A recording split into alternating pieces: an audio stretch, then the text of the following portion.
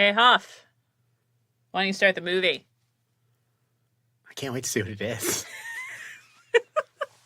What's up? Welcome to episode 5 of Obscure Shatter. I am not drunk. Ooh, a space movie. I think that's just... but I could be wrong.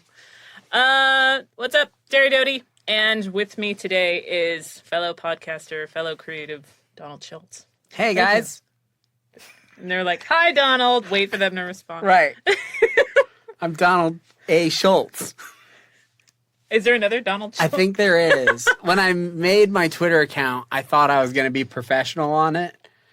And it was Donald A. Schultz, which is like my credit name that I use. Oh, you because actually I do the initial. believe there is a Donald Schultz that had a show on Animal Planet for like a minute that got canceled. I think there's a Terri Doty that used to work for Meatloaf. So, I'm not lying, but it's with a Y, so it's clearly a man. Clearly. I love Meatloaf. Sincerely, but here's the twist. I never listened to his music ever. Oh, you just like Meatloaf the person, not even the actor? I probably hate him as a person. I don't know a lot about him. I'm assuming he's hit a person. But, like, career-wise, whenever a Meatloaf song comes on, you're like, oh, shit. And I turn don't know. it up. Okay. Am I allowed to cuss?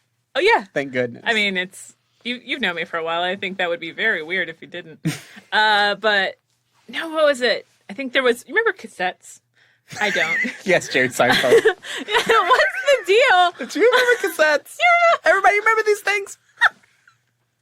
Yeah, I remember cassettes. But, no, one Christmas, someone gave me two different people gave me Janet Jackson cassettes. So I'm like, I can return one of these. So you go to Walmart, and they're like, switch it out for anything. And I chose Meatloaf. And that confused Bat Out of Hell. everybody, yeah. And so it was like, oh, you must really love Meatloaf. I'm like, I like that one song. Yeah. That one 7-minute song. The Dashboard Light one. I don't even know the names. I know Anything for Love. Yeah. And I know he won't do that. And Making Love by the Dashboard Light, I think it's called. But I think it opens with like a 3-minute like play where a lady's like talking about wolves or something. I don't know. I don't listen to it until it's on. I really hope we don't reach like the one Meatloaf like fan that's like, this is just horrible that you don't know who Meatloaf is. It would probably be Meatloaf himself. Yeah. What's his actual name? Meatloaf's real name? Meatloaf. Turkey Loaf. I almost did the thing from Fight Club where they said like his name is Robert Paulson, but I'm not a hack. You're better than that. Yeah, I didn't do it. I just said I could have. Yeah. So anybody who would have liked that joke knows I think I'm better than them. Or it's the same people. That's all like, that's really important to me. Nobody talk about this, and then you wait for the one person to be like, the first rule, like, you Yeah. Don't. But we're watching, actually, a movie that, it's only episode 5, so this hasn't happened yet. You're the first. This is on my top 5 as well. So we both really like this movie. Yeah. I am not a big genre person. Mm-mm. This movie falls within a genre, I would say. Does it? Well, I think it's the thing about. So here's why I'm not a big genre person. It's because there are a lot of movies within like horror or action and stuff that I like, but I like them because they're very good movies. Yeah, I'm a they don't movie have to nerd. fit. But I don't like get down with just like watching a bad movie of a genre because I love that genre. You know what I mean? Like some people are like, ooh, I love bad horror movies. I'm like, I don't like watching bad movies at all. No. I think actually, I don't know what it is about me. I think people think that about me. They're like, oh, you I like thought horror that about movies? you. I thought you like, because there are some people like, I love horror movies. I love and you're horror like, I love movies, watching trash shit horror movies. But they can't be trash, and typically they have to be older because of effects. And you don't own a DVD player. No. You've got these cassettes. My car that rewinds tapes for me. Yeah, so it has to be an key. older movie. It only ate 3 copies of Fern Gully, which is actually true. Robin Williams raps in that movie. I just recently watched that thing about how... Oh, about how voice acting was ruined by by Robin Williams' contract dispute with Disney or whatever? Yes, because they wanted him to back out of Fern Gully. Yeah. Yeah. And they were like, yeah, anyways, that's not Anyways, interesting yeah, at all. no, that's it's not interesting at all. Watch the video. Hey, Google that. Google it. Or I actually think I did that to Alejandro. He's like, what was that? I'm like, here's the video, man. Yeah. Didn't even know I had his number. But no, Do you like horror? I love horror movies, but I just happen to like a lot of movies that fall into the horror genre. Right. But someone's like, when I was dating, it's like I put in there and I immediately took it out after one date because it's like, oh, so you like horror movies, huh? So I either got the asshole that like would test me, like, so like top 5 favorite horror movies. I'm like, I don't want to do this. I fucking hate that. That is the worst thing. People who here's the thing. People who like anything are awful. And the word, like, people who identify as like, oh, me? What's my personality? The things I like. Those are the dredge of humanity. The basis of this show. Yes, I count myself among them. Well, no, because you end like, up in conversations where they're just like, have you seen this? Have you seen this? Well, I like have this. Oh, yeah? This? Have you... there's a friend of mine that's a fellow actor. It's like, I'm really into that. Like, oh, so you must love... Right. Like, I actually find his writing to be really fucking racist. And they're like, how? Like, explain to me, like, why you think it's racist. I'm like, we don't have that kind of time. Look, I just want to talk, right? But that's you end up, when all your entire personality is defined by the media you consume. Yes. I would count myself among people with this problem. You end up in these terrible conversations where you're just drilling for oil. Do you know what I mean? Yes. Where you're just like, good God, please find a thing. Like, I had to hang out with my grandmother. Had to. That's a terrible thing. Let me reframe that. My grandmother's a beautiful woman. I love her. Mm-hmm. I grew up in a really bad household. There's a time where I lived with my grandmother. She's a safety net. She's a very great person. I love her. She's getting very old. She's not in great health. I went to go visit her recently. And while I was visiting her, I had absolutely nothing to talk about because she lives in an what do you call them? Elder care facility. I don't know if that's living. You know, I don't know what you're supposed to call them, but something like that. It basically is like a mall. She lives in a mall. Like, my in-laws are kind of the same. Muzak, and there's a fountain in the middle and like a food court. It's terrible. And so she lives there. So she doesn't have like, you know, she doesn't go out like roller derbying on the weekends or anything. And that you know of. So I'm just sitting in a park with my grandmother, just trying to find a thing to talk about, And, you know, I don't want to talk about politics because who knows what that's going to bring up, especially because she's British. So that could just be anything. Oh, really? Yeah. My mom is Canadian, and my grandmother moved from England to Canada, and then my mom came from Canada to the U.S. Very young. They're basically from Michigan. So anyways, finally I remembered that I really like so I rewatched a bunch of somewhat recently, so I was able to go, and then I had a nice conversation with my Nana about but before that it was all just like, so weather, huh? It's hot. Mm-hmm. My kid exists. You don't know her. I would think the kid would be a nice, like, we can talk about that. Yeah, but you feel bad because you want to try to engage on a, you know, you don't want to just talk about your kid at an old person. No. It's got to be exhausting. If you're old, nobody knows what to say to you. No. I lived with my grandmother for a while. She let me rent. She would drive me to Blockbuster, leave me there for an hour, and come back. But on top of that, English is not her first language, so we would be watching, like, frickin' X-Men. And, okay, so it's, like, just Wolverine, Rogue, whatever. She's totally fine with it. But Rogue saying the word cozy. She's like, ¿Qué es cozy? I'm like, all right, this guy can heal from any wound, and he's hundreds of years old. You need the word cozy explained to you. I'm like, it means, like, comfortable. Like, she's being sarcastic. She's like, why not just say that? Why not say comfortable, cozy? I'm like, I don't know that. She's like, this movie's stupid. I'm like, love that shot. Cool. Nobody can see it. No. Such a good one. Actually, like, rewatching it. Everything in this movie slaps. Every single shot is great. Well, and it's another one of those movies that it just got, not just, but it's digitally remastered. So watching it, I'm like, oh, shit. I just didn't notice things, but it was a movie made in the editing, like where it wasn't just when you're making it, you're just so very sure of what the filming, what the final result's going to be. I don't think anyone was very super confident before editing. Shot's great. Yeah. We did it.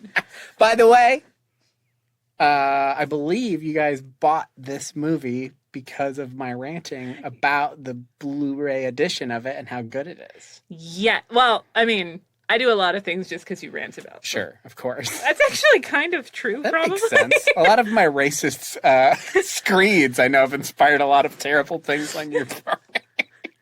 No, I just actually just tune that out, you know. Like, well, I'm getting old. Let's talk about something safe. Fuck. Oh, fuck yeah. First episode of directed by the same person who directed this film. There you go. Now I gotta fucking take out the word. You're not allowed to even have a clue that minor? No. They'll sound stupid weird. But there was a point also when you're in film school, which was a double thing. Like, everyone's like, okay, so you're like a filmmaker. I'm like, well, I want to direct and write. That's what I want to do. And I enjoy acting, but I hate acting for film. I really do. Yeah. Even at my most Me too. confident, did not. I'm glad you did like 2 seasons of a show. I hated it. But hey, it was still funny though. So it was worth you hating it, I think. But for a while there, I didn't feel like I could like this movie because it was just such a huge, successful movie. Like, you've got to name all the, like, the indie shit. You know, the shit that's, like, so obscure. You went to film school. I didn't know that. I say that, community college. Sure. Radio, TV, film. I have an associate's that I actually finished out interning at Funimation. Nice. Which they still don't really have production interns, but I talked them into doing it. So in film nerd world, yes. I feel like there was a time where it was in vogue to hate this director. I almost said his name. Yes. And then I would have just edited it out. It came back around to where people are like, actually, though, this director's actually very good. Just, you know, in ways that maybe they were so successful that they spawned a lot of bad movies, but they themselves are a great director. And then I feel like the worm is sort of turning again. I feel it. I feel a little bit of the worm turning again when I talk to people about films and stuff, because I think there's been a lot of big pieces of media that borrow really heavily from his legacy recently, which make people go like, I'm sick of it. You can only eat so much ice cream before you start really nitpicking at the ice cream. But I feel like it's just, I mean, we're in a culture where, like, it's actually, you feel that you're more valid by hating something than loving it. For sure. Because for some reason, you don't have to justify things you hate the way that you have to justify things you love. Totally. Well, because everything is bad. Everything. To a degree. I'm horrible. Right. You're just the worst. Everything is bad to a degree. So when you say you like something, it's really easy for somebody to go, what about the thing about it that's bad? And you go like, yeah, I know. Yeah. I still like it. I still like it. It's like ice cream. It's like, but that'll kill you. It's like, yeah, I know. It's pretty good. I like ice cream. What do you, don't like carrots? I do like carrots. Why don't you marry a carrot? Okay. I want to marry a carrot. Oh, he said it. Yeah, well, that's cool. I didn't know you went. So were you an aspiring director? It was that thing where, or were you just like, I'm interested in movies, I just want to do. I wanted to, like, in high school, like, toward the end, not great home life. There was a point where I was staying, like, with friends of friends and stuff. But my theater teachers were like, there's this acting conservatory in New York. So I lightly, jokingly mentioned that to my mom. She's like, that's not happening. Like, there's no way. But my older theater arts teacher did talk to the theater department at Tarrant County College and worked it to where, like, she had me, like, audit classes and stuff. I'm like, oh, and I'm like, I think I want to major in acting. in theater arts specifically, I really do love. I miss the stage. I don't miss being a 5'10" full-figured bitch auditioning for a stage thing. So, like, so you did a great Anita. The guy that we're thinking about for Bernardo is like 4 inches shorter than you. I'm like, we could be. I think that Bernardo might just like him tall, you know, voluptuous. And they're like, no, we're gonna get someone shorter than Bernardo. But my mom just wasn't down for that either. Like, if you can do this stuff, but don't you want to back up? I'm like, no. And so I went, fine, cool. Radio, TV, film. That's much more stable. Mm-hmm. And I wanted to do a radio show forever. And that's initially what started my first podcast with Tatum, that anime show, is that I went into it thinking just radio. And my radio teachers are like, yeah, radio's dying. Don't do this. Interned at Clear Channel for a little bit. Yeah. And every day I had a new boss.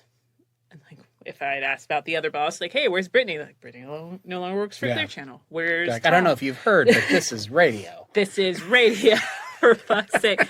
So, yeah, it switched There's over. a room back there where everyone is killing themselves. Oh, Clear Channel. God. Just don't go in that room. It's the street team room. No one goes in there.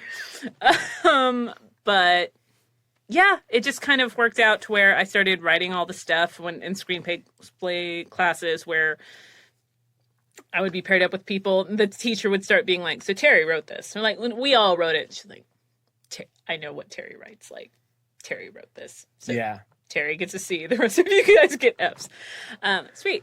But no, I did enjoy directing the little bit that I did. I don't like technical directing or like the studio stuff. Yeah, it's like, all right, and camera 1 in 5. Yeah. Okay, switch to camera 1, camera 2. No, that was just horrible for me. But yeah, and then because I started doing that, quitting acting, which I kind of did because of my major and working at Guitar Center between classes. I got back into acting. You're like, the way you talk about being an actor, you make a face the way a person who talks about like how they used to be a cocaine dealer talks about it. Like there's an element of like, to make some money. Like you look familiar. You look familiar. I got one of those faces. I got one of those faces, man. You know? Earlier I said I hate acting, and I thought about when you were saying that. I was like, well, I really liked acting when I was doing like theater in high school and stuff. Maybe I just don't like camera acting. But then I thought about it. Don't tell anybody I said this, because I'm a bad director myself. But I don't like not being directed. It gives me a lot of anxiety. And I think I have worked with a lot of people who over-direct as an engineer and stuff. Yeah. I've sat next to people who are like really just spraying it like a shotgun, and you're going like, we're not fixing anything, we're not making anything better, we're just trying to guess what you're thinking, and it's driving me insane. So I try not to be that guy. You're not. But I have been directed by you. I have been on many a set directed by close friends of mine where I've had close to nervous breakdowns, and I think it's because like I feel myself doing a bad job and I don't understand what I'm supposed to be doing even to if fix it's just, it. All right, man. Or even if it's just that, or just do what you did again. Just face the camera a little bit more. Like, right. Okay, cool. Oh, that's Simple. the worst. That's the worst to me. But I can't do that, even because then I'm like, well, but what I did was bad. You're looking at it like it's a painting, and I need you to tell me what I'm fucking up, other than like I stood in the wrong spot.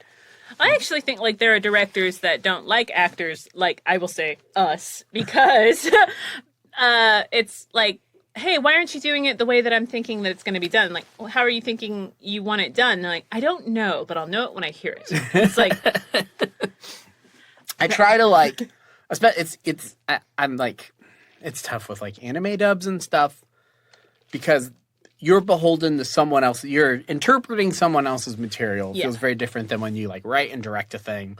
I really like writing the picture. I like trying to tell a story with like cinematic language and thinking about what the camera's doing because like I come from an audio background. So to me, it's like a neat, like, ooh, like candy. I get to play with all these neat toys or whatever. And then with like, you're doing like the opposite when you're directing anime. Where you're going like, what story were they trying to tell with this camera? And I have, again, I've sat. Reference. I don't get this obscure reference. Yeah, totally. Or again, I've sat next to a director before where like they're directing a thing and I'm going like clearly like, sure, that is what they're saying, but like they do punch in on them making a fist, which says to me that this is the subtext of what's really happening, but I have to just sit here silently because I'm not the director. We can't know that it's subtext, Donald. We don't speak. We're not. That's true. I actually think there was a point. Why do anything? You directed me in Code Geass, which I remember it's like, do you want her to have an accent? I don't know. But there was that whole sketch where this whole little section, I think it was our last little section, and it was all on, but for some reason we just couldn't figure out what she was really trying to say, even though it was all technical. Yeah, because you were just explaining like quantum mechanics and how it relates to brain raid. There's just the Nietzsche most awful sound happening in my ear right now because of the movie, and I don't want to spoil it. You can do it. But I don't even know what I was thinking anymore. This man effectively got my attention. Exactly. That's you right there on screen in the cardigan. We talked about doing a parody of this on our show at one point, and I was going to be this on guy. The film or on the show or the podcast. Bored with Life, the web series. We talked about doing a bit based on a. But for anybody listening to this, I used to do a web series about board games, which we've referenced several times, but that's not what it is. It doesn't longer exist. It doesn't longer exist no more any. But yeah, we talked about doing a parody of this thing that nobody knows what we're talking about. And I would have enjoyed I was it. this guy. And, never got him around to it. specifically. Yes, him. But we had a character on the show. I played myself, the worst version of myself, and then I also played this other character, which was like a broken clone of my character, but that's all. Nobody knows that. That's deep lore only been said out loud on this podcast, exclusive. And he don't like That's me. right. He got his own way. And he just talked like this guy I used to work with that we all called Mr. Quick. And it was going to be him doing the speech from the scene. That would have been funny. That guy follows him out. I've always wondered what his deal is. He's got a. Oh, it's not that was just. I have to edit that out. Oh. It's actually really funny once these are edited. Watching how tickled Stephen can be by like the edit. He's like, it can sound like anything. Like you guys are saying anything right now. Nobody knows. This part, though, this part I remember as a kid when it's like. I loved this. This is great.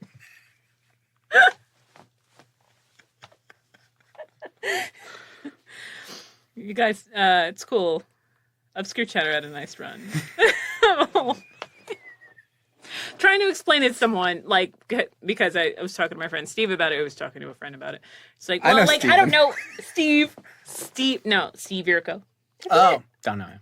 Oh, I brought him up to studio, whatever.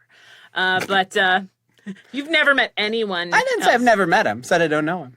Oh. Do you really know anybody? Well, I don't know you. That's true. Actually, I met you once, but I had already seen you nude a lot. Yeah. Yeah. Total random There's thing. a lot of naked pictures of me on talking the about the top 5. It's like, well, I don't want to pick my top 5 favorite. I'm thinking like when you're on if you're bringing a date over for the first time or having friends over, and it's like, what would I put on if I were me? Here's my thing. I fucking hate when people say, this whole podcast would be me just talking about stuff I hate. I hate. It's really easy to do. When people go, it is easy. They go, oh, I can't say 5 things. I could never narrow it down to 5 Oh, things. man. The 5 things. I mean, my friend Chris Bryan does this all the time where he goes like, I don't know what my 5 favorite movies would be. It's like, motherfucker, right now. It could change tomorrow. I don't care. It's not for points. It's not for money. Just for the sake of conversation, dear God, help me. We'll all be dead someday. When you listed your 5 to me, and actually you're like, wait, no, take this one out. Yeah. That one. Like I was going to be like, wrong, the correct answer. Am I allowed to say all the others? I'm gonna beep them all out. Wait, you'll even beep those? Yes! What if I bring you back and your tastes don't change? That's true. They won't. These movies have been my top 5 for a very long time. Well, actually, because somebody asked me what mine are. Like, I think the first episode we did, it wasn't in my top 5, but it was the one that got it started because it was showing someone that I was dating at the time, that I dated for 2 years. It's like, I really like this movie because it had the nostalgia feel. It was a movie my dad got me into, all this stuff, and he, like, shit all over it the entire time we were watching it. I'm like, I shouldn't be insulted and kind of hurt by this, but, like, I told you how much I love this movie. What are you doing? When I was a kid, I was terrified by the movie. Oh. It hit me really hard, gave me a lot of nightmares. I don't think it's a particularly great movie. It's sort of an interesting movie, but I was a kid when it came out. You're a kid, and you're around the time a lot of kids are like, maybe. Sure, he can't say the movie we're watching. It's got... I'm beeping it! You're even beeping. Yeah! And... Oh. Okay. Or not. So, that movie really freaked me out. And then when Nikki and I first started dating, I had told her this. And so then she went and she rented it so we could watch it. Mm-hmm. But she didn't rent that. She misremembered what I said and rented. And then like afterward was like, so this is like when we first started dating. She just was like, that scared you so much? And I'm like, no. You said that movie scared you. And I'm like, no, I didn't. We just watched it. No, that movie did not scare me. And she's like, you said that was like one of the scariest movies you ever saw. I was like, no, I didn't. And we finally determined she had somehow changed. And that's you idiot. Look. I guess maybe you could interchange. I feel like they're of a genre of white dude. Yeah. Do you know what I mean? Like you have a sort of bookish protagonist white dude, for sure. Yeah. Although, what's his name? What was he in? Who played... What's his name? Mm-hmm. Has gotten sort of rustic in his old age. Well, he was in that great movie where he played like a woodsy guy, and he was great in that film. I think he was also in so that's what I'm like, no, he played an actor on oh my god, I totally blanked on that. He was in that, and he played a very good woodsy man. See, there's a movie that's on my top 5. Love that movie. Love that movie. Absolutely love it. That movie, I like that movie so much it made me like because there's that really great montage in the middle set to that song, and I was like, oh, now I'm super into that. That's how much I like that movie. Look at how much fashion that we're looking at is back. Yeah. Some ironically, some not. Yeah. There's a... Wait. You'll just bleep it. Yeah. Let's call him Bubsy Bilson. BB. Right here, Bubsy Bilson. Look at this hipster motherfucker. You go to Denton right now, and this guy is just drowning. You just gotta change the pants out for some, like, girl jeans. Totally.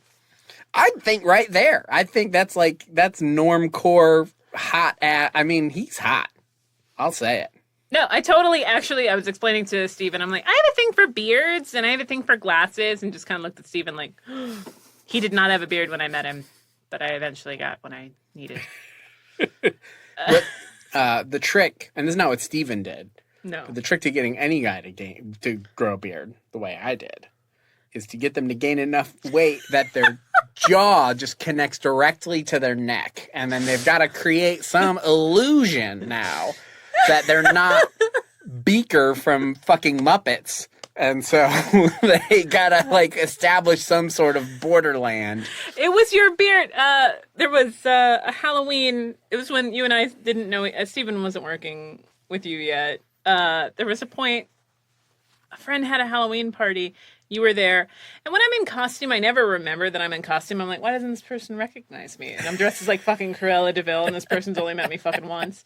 But you and your wife, who was pregnant at the time, were at this party, and I'm like, I like your costumes, and I thought you guys, I didn't see the blood on Nikki's outfit. I thought you guys were Sam and Gilly, and you're like, is it because I'm fat? I'm like, no. You're like, no, I get it, and you just like straight walked away from me. I'm like, oh my god, I've insulted, and I'm like, no, this is Donald. He's fucking with you.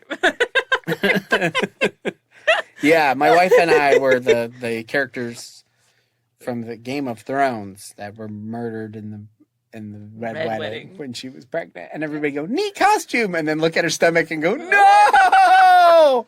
It's brave. You know, before it was at Retro Madness, which is the toy shop in the mid cities, and there's all this Game of Thrones stuff, and I happened to be shopping with Natalie Hoover. She's like, "Oh, yeah." Remember that? Remember? So, this is really dumb. This is really derivative. But I did watch a thing that made a point I hadn't thought of recently. Lindsay Ellis, a YouTuber, did a video about Game of Thrones, rambling about how she disliked the ending. And it's fine if you like the ending. But I did not. But I didn't. The way she talked about how we have retold the story of Romeo and Juliet for a long time now. And at the beginning of Romeo and Juliet, they tell you how Romeo and Juliet ends. Like, that was never essential because it is a story well told. And tragedies especially, you see that train coming, and that's part of the thing that, like, is the tension and release of the story. And how that goes for hundreds of years, and how, like, it's weird that, like, there was a time where I would rewatch, theoretically, Game of Thrones. And then the way it ended creates a thing where it's like, well, this isn't a thing I'd ever put myself through again. But if you stick the landing, it doesn't have to be great, but if you stick the landing enough to not invalidate things that happened before. Numerous things. Yeah, it creates a timeless thing that I think that show could have been. You know, I've never read the books, but I think that could have been one of those things. I think that was at its peak, very good television. I know people like to kind of undercut it, and obviously it had its issues with race and gender and all these things. And I think those are completely valid critiques. But the intrigue and the dialogue in the early seasons, I thought, was very novel for television. And I'm a huge fantasy nerd, but I hate fantasy stuff. So I liked seeing a good thing that it's just like the thing earlier, right? Yeah. I love. You can't sell it to me being like, so it's fantasy. Right. Like, no, tell me about the story. It doesn't have to. Is it good? Is it, like, real good? Then I would like it, I bet. But most fantasy stuff is bad. Yes. I mean, I like, or like, hey, I read a lot. It's like, oh, you just read this book. You'll love this book. I'm like, well, it's the exact same story. I don't want to read it again. Don't want to do that. I have Game of Thrones, because I do the BookBub deals every day. Get a lot of, like, shitty romance for free too. But if someone's like, hey, yeah, no, so you like horror movies, right? You would love this one show. It's really obscure. It's called Walking Dead. And you're like, right? I read the comic a little bit. And they're like, oh, well, I haven't read the comic. It's probably the exact same thing. And you're doing that like, sure, whatever gets me out of this conversation fast enough. Yeah. The great thing about it is the zombies are really well done. I'm like, most zombie stories that are worth a fuck are about showing the ugly side of humanity and in a pinch and blah, blah, blah. They're like, yeah, so anyways, zombies. I'm like, okay, like, cool. We are the Walking Dead. It's like, yeah, I know. Yep. That is true of every zombie thing that anybody cares about, other than, like, you know, early boy isn't scary to be a white person movies from, like, the 30s. Everything is horrible. Or that's a really. I read that book. It was interesting. There's a book? Yeah, by the scariest movies I've ever seen. I should read the book. Oh, don't do that. But yeah, Game of Thrones. That was I got attacked. Oh, I've been attacked a lot on Twitter recently. But the great thing, I actually checked a little bit before we started. I'm at like 23,000 blocks. It's pretty great. Blockchains are great. But it was just, it was the big episode, you know, with the Night King Mm-hmm. And I'm like, it's not what I thought it was going to be, but whatever. Mm-hmm. And then you see the interviews with the actors who are like, yeah, we didn't think it was going to be that way either. I'm like, whatever, still well told. Sure. Whatever. I mean, a lot of action, but Sure. then it's like, they started getting afraid to kill people. Like, so-and-so should have died, so-and-so should have died, blah, blah, blah, whatever. My thing with it is just, I don't care. I'm not one of the people who needs you to tell me the story I wanted to happen. I don't want you to write my fan. And I don't like that when you go, oh, I didn't like how Game of Thrones ended. People are like, oh, so you're one of the people who also is mad. Like, I'm mad that, like, the couple that I really thought should get together didn't get together. No. I just thought that the themes that they were building on were from abandoned. The first season were abandoned, and not in a way that made me feel anything. Like, basically, my big bummer is that there has been times in my life where I've had people over to watch Game of Thrones, and we were all standing up and shouting at our TV, and I felt like I had been traumatized in a way that was earned by a television show. And I thought there was really cool character moments that are really small and interesting, where a person like moves a chair and it says a lot, and you're like, that's a cool, neat thing for a TV show to have done, especially a genre show or whatever. And then I just didn't feel anything watching like the last 2 seasons. No. And to me, that's like, there's no, and some people did, and I'm not like, that's good that they did. I'm not like invalidating that, but that was the most frustrating part of it, was just like, well, I didn't feel, I was bored. So Yeah. Like, I mostly would go like, oh, I could see how this would have been really cool. I mean, I can see like good things to it, but it did feel, honestly, it felt more like they were just like, look, it's the last season. We had to wrap up the stuff. I'm like, did we though? Did we have to wrap it up this way? But, if you dug on it, great. And I thought it was that first thing where I'm like, I think I like this. And I rewatched it. I'm like, I can never rewatch this show again. Because I'd initially planned, I bought HBO on Hulu, for God damn it. Like, that's how much I needed to see this. Instead of just stealing a friend's HBO Go password like an adult. But it was just kind of there. And yeah, you can't rewatch it now. There are certain shows that you can rewatch even if you know it's like, I was a big Buffy fan, all that. I'm like, I don't know. But love or hate it. Because the stuff that you hate about certain shows, it's like, oh, but that keeps with the character, blah, blah, blah. Yeah, or it feels like a creative risk that maybe didn't pay off, but it's like, I see how you got from A to B, and it was an interesting choice. I don't agree with it, but I dig it. I dig that you swung, I don't feel entitled to you changing something Right. for like that. Right. Yeah, not one of those fans, obviously. Right. And I feel like the Game of Thrones stuff, there's just some stuff where it's like, oh, so like, you were just worried people's contracts would be too expensive to renew, and they offered you a Star Wars. We'll find out. Like, a couple of years from now, there will be some actor who'll go, okay, look, it was this. And we'll hear I feel like right now, nobody knows exactly who to blame, so they're pointing it all at the showrunners, which is, I think, the rightful place where blame should probably lay. They're the ones who made the show. Yeah, because the actors are the easiest thing with anything to. So this is a Game of Thrones podcast, huh? I mean, but no, like, if you don't like anything, obviously you and I are both in the creative field, so you can heavily relate to that. But when someone doesn't like something, it's very rare that they're like, hey, I'm going to find the director or the writer. It's like, no, I hate what your character did. And like, cool, I have no creative license for this, right?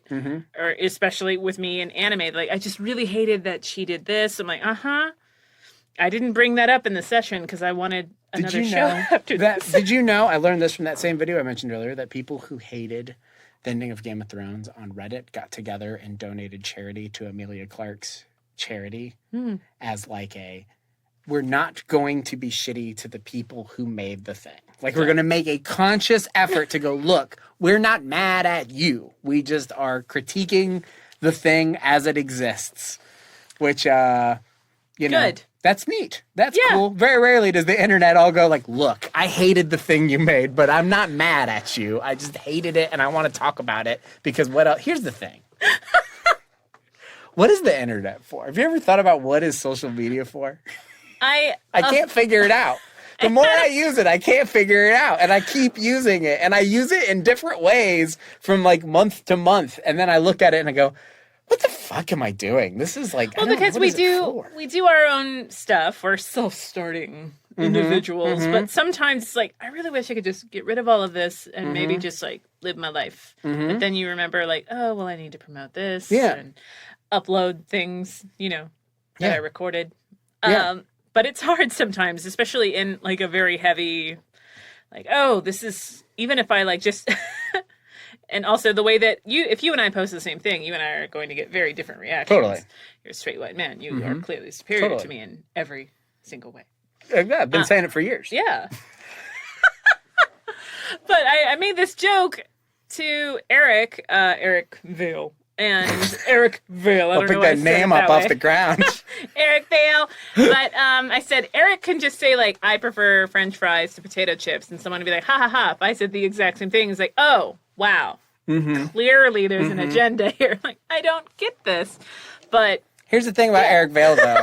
Is Eric Vale uses social media the way Eric Vale uses conversations with people, which is walking into a room and going, I hate potato chips, and anyone who likes potato chips is fucking stupid. And then everybody goes like, what the fuck? Whoa, calm down. He's like, I don't really care that much. I just thought it was funny to argue. It's like, okay, well, Eric. His daughter happened to be at the studio at the same time, and I've got green hair, so she like saw my hair. She's like, "Your hair is pretty," and I said, "Oh my god, thank you." And Eric went, "Your hair is very pretty," but then realized he complimented me, so he looked at Aaron Dismuke, who I was talking to, and said, "Your hair's fucking stupid," and then left. Yeah, that's straight on brand. Left, and Aaron, of course, is like, "The hell? I like talking to Eric a lot, and he's one of those people that you can be as mean as you want to, and you're not going to hurt his feelings. No. But he's also a person that when he's nice to you, it feels a little like you're being bullied. I've never gotten that. Maybe really? I'm just that big of a dick. It's like whenever he's like sincerely nice, you just want to like go like, well, what is the joke? I don't get the joke that you're doing. I think we need to. Don't get the prank. Why are you complimenting me? Tear right that now? apart a little more. When Eric's nice to you, you're like, it's fucking mean, man. I imagine it's a little like what being friends with Michael Ian Black is or something, where it's just like, I don't know what you're getting at right now with these nice words you're saying, but everything you're kind of alluding. A little dismissive. Like if this were a show, it would cut to the next scene on how you're really fucking me over. Like exactly. Probably. Yeah. Okay. Totally. Yeah. He's a nice guy. I've worked on some of his films. He's a filmmaker. Michael Ian Black. No, Eric Vale. I like anybody who makes stuff. Mm-hmm. You make stuff. You wrote a book. I did. A podcast. And the web series. Okay, like Bored with Life. Would you consider it a podcast? We have a podcast called Bored with Life Adventures, where it was originally Bored with Life Radio, and it was just us talking about board games. And we made a web series about board games. We did a Kickstarter. One of the goals was like, if we make this much, we'll do a podcast. We did a podcast. It was right before D&D 5th edition came out. I'm a huge Dungeons & Dragons nerd. We started playing Dungeons & Dragons. People liked that more than the web series. And the web series was probably, I would say, roughly 50,000 times harder to make it looked difficult to make. You're working with how many different schedules? Right. And big cast. Everybody who was in front of the camera was also the people who were making it, and we were shooting on weekends. What we were trying to make feel like a network sitcom level of production. Didn't always hit that mark, but I like the sense of humor. It was friend ending levels of stress, and I can relate to took a never ending break on it, and the podcast just kept going. And I think at this point it's a podcast. How long's that been going? The podcast? Yeah. However long Dungeons & Dragons 5th edition's been out. That doesn't help me at all. Well, somebody listening to this knows. I've never played.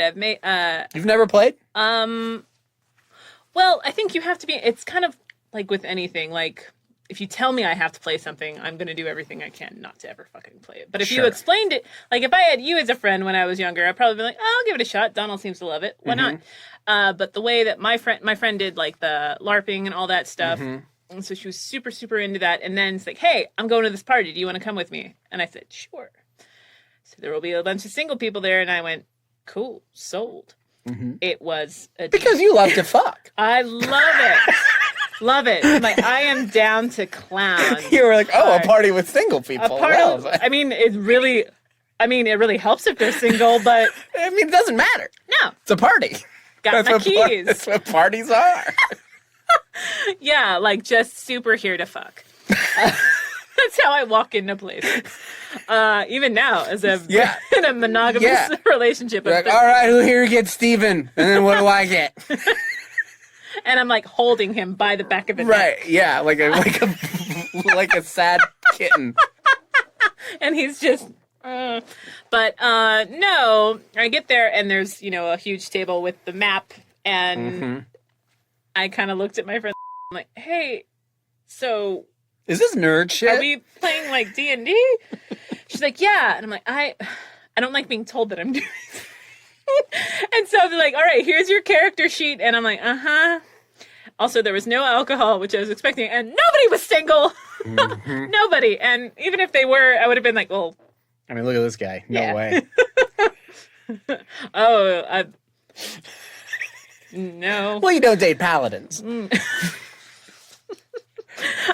And it was just, I was so annoyed by it that I just like sat there crossing my arms and made people play for me. Yeah. But now, my best friend's really into board games and all that stuff. That it makes me want to do it because she talks about it like I have a choice. Right. Playing these games. My parents played when I was very young. My dad's friends would come over, they would smoke weed and play Dungeons and Dragons in the basement. So I had a very different idea about what was cool than most people growing up. My dad is a punk rocker, super into old 70s punk music. He has a mohawk. What? Yeah. He's a certain type of guy. Not a great one, but one. And him and my mom played Dungeons and Dragons pretty briefly, I think. But I would sit down there and watch him. And so growing up, it's always a thing I really liked. And I would always get people to do. We moved a lot, so we didn't play a lot consistently. But into adulthood, it's always been a thing I've been really interested in. It's probably the only thing with continuity through my entire life that I have liked, which feels weird. But, it's not for everybody. It's fine. No, I mean, again, just it's how you approach it. And of course, there are other people like, so I was thinking about like starting this new show and it's going to be like a bunch of us playing like role playing, blah, blah, blah. I'm like, all right, what's the angle now? Like if you're starting this in 2019, what's the angle? And there's still some really interesting ways that people are taking it. But for me, like I thought about forever ago, because this was what Obscure Chatter has become. The initial idea was like playing off of commentary, but then I had a friend that's like, what you should do, since you hate board games so much, it should be about you trying out different board games every week. I'm like, that sounds frustrating as shit. I don't want to do that. Yeah. They're like, yeah, that's why it would be funny, because you would just be mad the whole time. I'm like, a woman doesn't really need help looking like an angry bitch. Just have an opinion and a uterus. Or not. I mean, most women are angry bitches. Been saying this for years. Angry bitches down to fuck. It's a good brand. Should rename this podcast. Angry bitches down to fuck. And so here's what we do. We take out all the we bleep out all the references. That's how angry they are. Yeah, D&D's a weird thing because it's a hobby that whenever you meet another person who's into it, it's probably like any hobby when you're super into it. Whenever you meet another person who's into Dungeons and Dragons, there's a really high percentage they're into it for completely different reasons than you're into, and you actually don't have anything in common at all. It's probably a lot like doing drugs, where it's like, oh, you do drugs too? There's no reason we should assume we'd be friends. Like, it's sort of like that with Dungeons and Dragons, where it's like I have no problem with people who like this. It's totally valid. It's great. But there's a lot of people who get really into the like, tankard of ale for milady, and I shall have your finest brandy wine. Ah, yes. And then my character sits back and he blows a smoke ring that looks like a frog jumping on a lily pad or something like that. And that's like, fine. I'm not mad at that. And then there's some people who are like, I want to kill shit. I want to do a war game. I want, and that's fine too. But I don't like either of those aspects of the game, really. For me, it's like a fun way to sit around with some friends and talk shit. I have very awful anxiety, which is why I ramble, and talk too much. But board games are like, I don't drink, I don't do drugs, I don't do anything interesting. Mm-hmm. So for me, games are very easy, like social lubricant, where it's like, you've given me a thing to do while I talk to you, like this. That's I what can movies do. are. That's what movies but are. You for can't me. talk through movies. Well, see, but if it's a movie we're into, but yeah, why are we talking through this movie? It's one of my favorites. It's one of my favorites. Huge, but yes, I get that. But the same thing, like with specifically horror, if it's like, I like horror movies, like, what are yours? And I'm like, I don't want to argue with you. Right, I don't want to do this. I don't want to do totally. This. Or, hey, do you want to watch this? It's like super random. It's about like this couple and they're like cannibals. I'm like, well, I've never heard of it and I don't want to ever see that. Yeah, totally. We could definitely just hang out. The way I've most been dragged by this, this is another exclusive. I Stop the fucking movie. Accidentally copied on an email that Liam O'Brien, the voice actor, was setting up a game of Dungeons and Dragons. And I had just worked with him like a week before. Mm-hmm. And then he sent out an email to 5 people, including me, and said like, hey, I'm putting together a game of Dungeons and Dragons. What do you guys want to do? And I just was like, this is clearly not intended for me. But Dungeons and Dragons is exactly enough of my brand that it maybe is, but like, surely it's not. I'm not a famous person. The other people on this email thread are famous people. And so I just was awkwardly on this email chain I didn't respond to for a long time until one of his friends was like, who's Donald Shults? I think you copied the wrong guy. And then he was like, oh, sorry, dude. And I was like, yeah, I do play. By the way, but I live in Dallas, so probably couldn't. All right. We can make it work. Later. You're very talented. So it's a shame that didn't go anywhere. I got enough shit going on.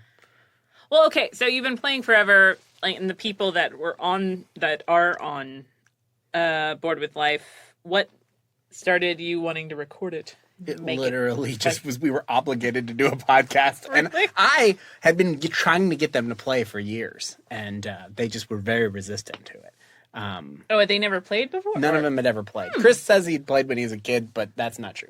Every person in the entire world says that when you talk about D&D, they go, I played once when I was a kid, and they like had me make a character, and then I died. It's like everyone's story's the same. I played once, and I did not fuck a single person at this party. So I'm happy to surprise you, Tom. People obviously introduce people to Dungeons and Dragons so poorly. But anyways, none of them had played. And so we played once, and it was very, very fun. We played as like a test recording of what the podcast might be like. We were, for a while, the plan was to do this. We had this crazy idea, like, what if we did a dungeon? This was before Board with Life was a show. We had this idea. We had Houses and Humans was the name of it. We had the URL, we had a logo, everything.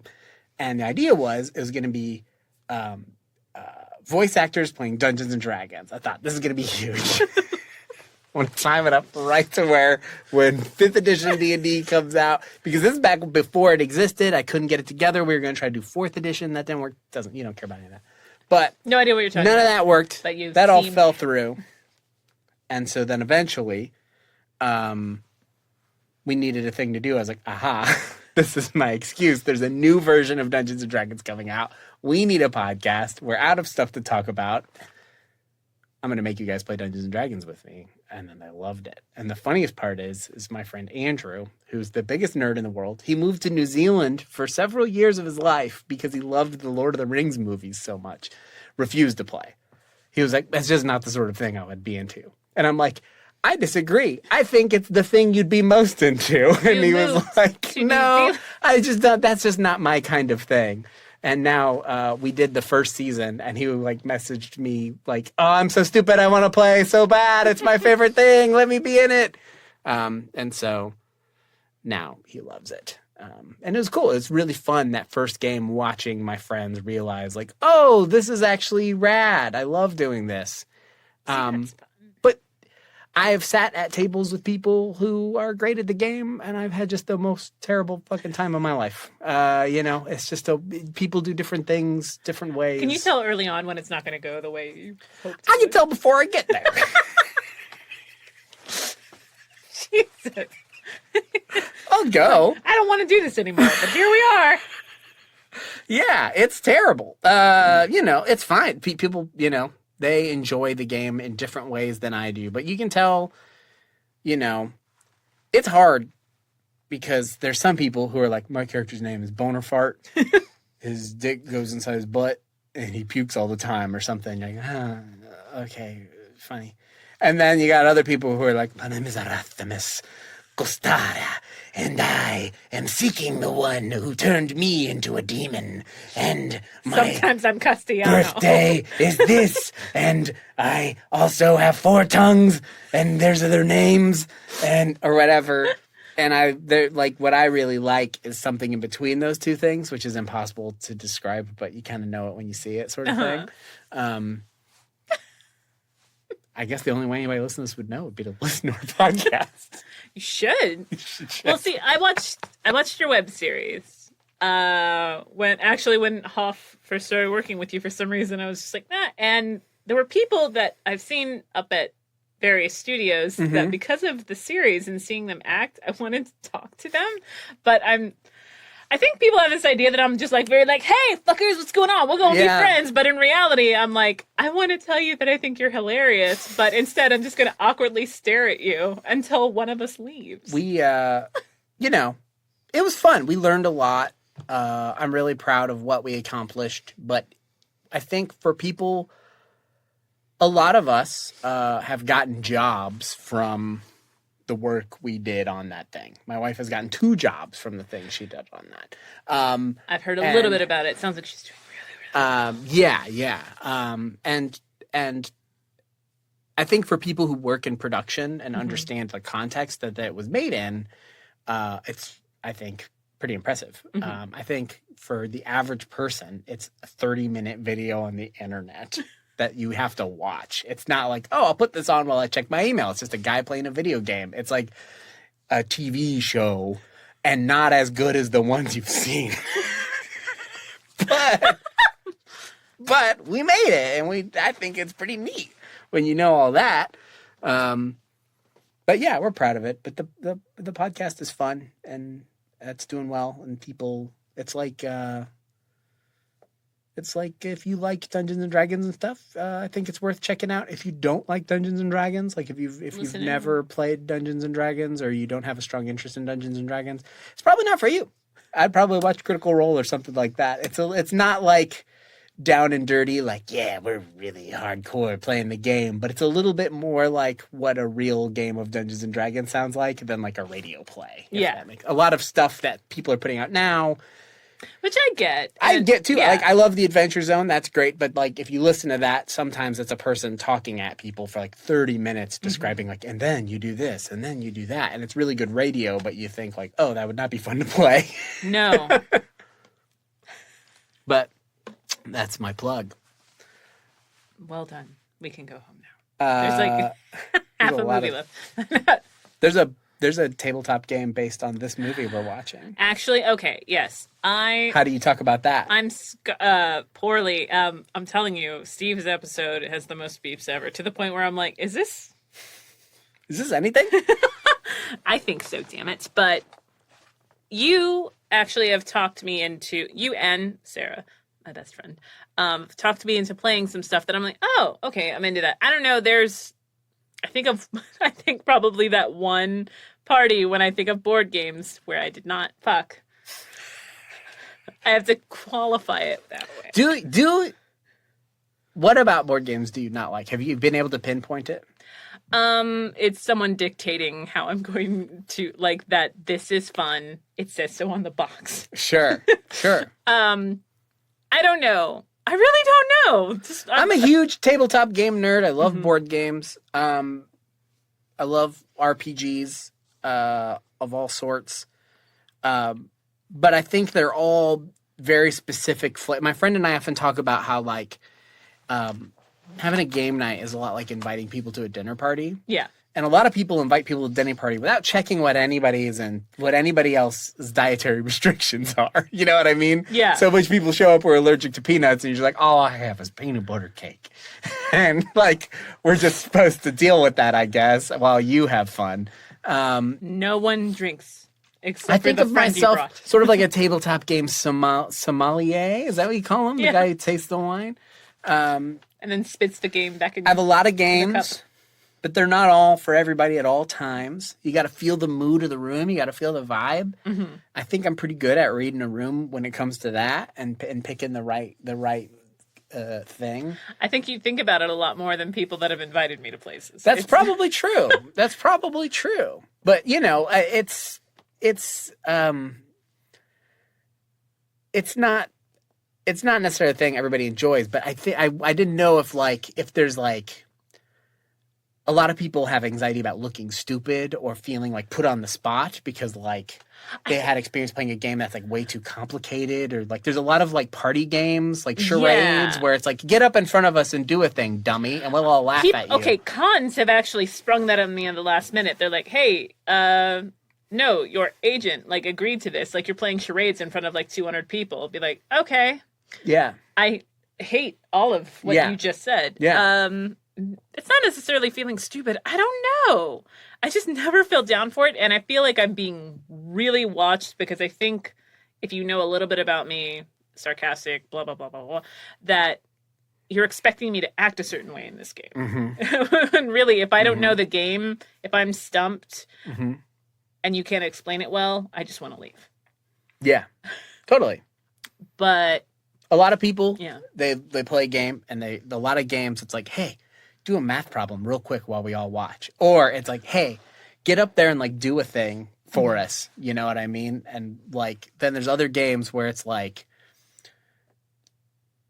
you can carry on a conversation while the game is happening. You know if I can hang, I don't actually feel like I can hang because I feel like then the person that's holding the game, which happened to me, I think the last time there was a game night that I did and I kept trying to talk about stuff and other people would get upset because I'm not focusing on the game. Right.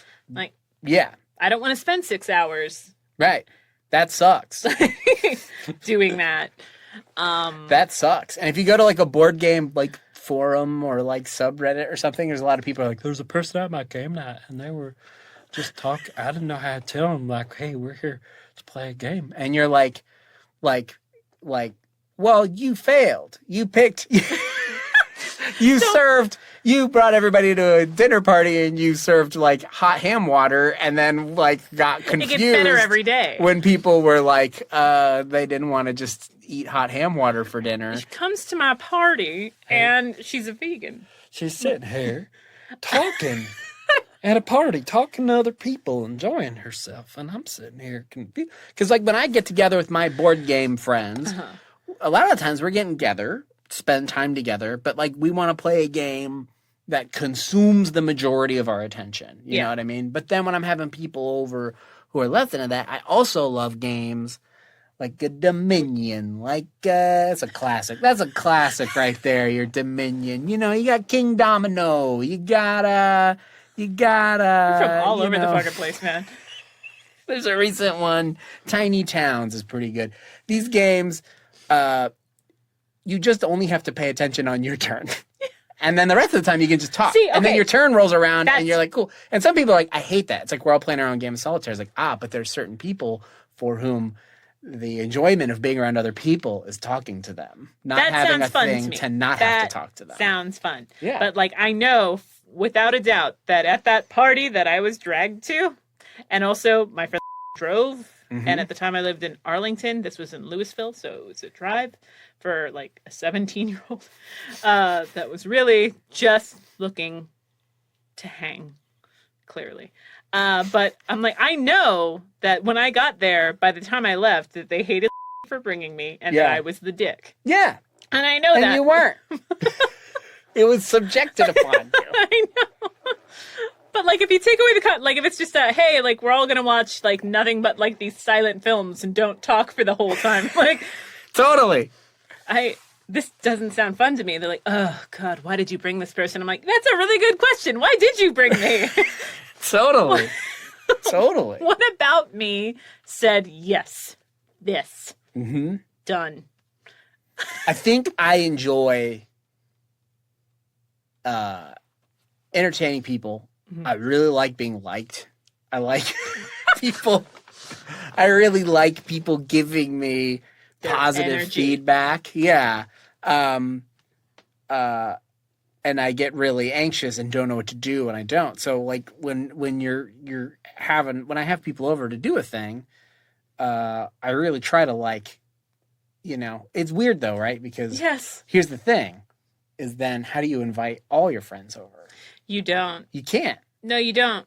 You can't. It's like if some of your friends do heroin and some don't. They don't all need to come to the party where you're doing heroin. You're going to have the friend that does heroin talking casually about how everybody's... Well, like, we're all over here trying to, like, do heroin. And you're over there like, yeah, guys. Right on. I'm rad. It's great. Like, we're doing heroin right now. Why are you talking about... Because I don't do heroin. I love how energetic you are as you're doing heroin in this scenario. I'm an angry nodder. Although, like, when I worked at Red Blood Club, it's so funny to just have, like, the door guy be like, my nose is bleeding. Like, this is so fucked up, right? I'm like, why is your nose bleeding? And, like, you have Stephen who's like, because of the coke. That would be why. I'm like, I love that you're saying it like I should, like, I'm the fucking asshole for not knowing about the coke that everyone's... So my dad does drugs, allegedly. If you're a copy and listen to this, you have to tweet me and say that's entrapment if you don't. But like my dad, I've never done drugs. I've never drank. I grew up around them. So to me, it's like, it was always, my teenage rebellion was being this fucking nerd. I think it worked out well. I never did that stuff. But now that I'm like in my 30s, I think a lot about like, I should do drugs.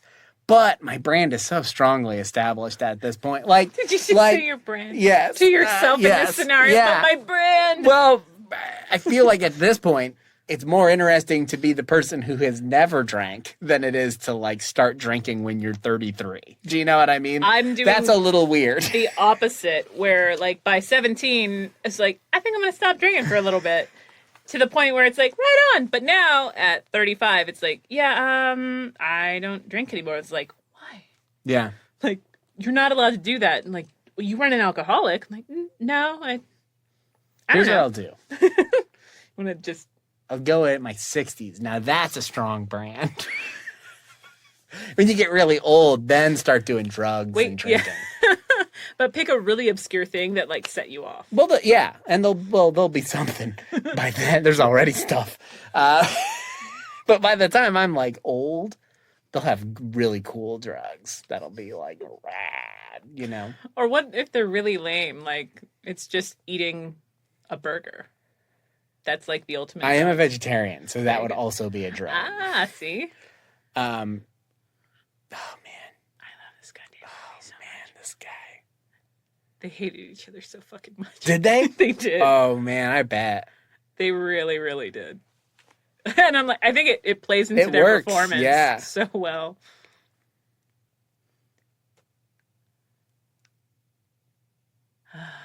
I love that. There's not like, so here's in a movie that would have been made now. Mm-hmm. Do you believe the word now? No.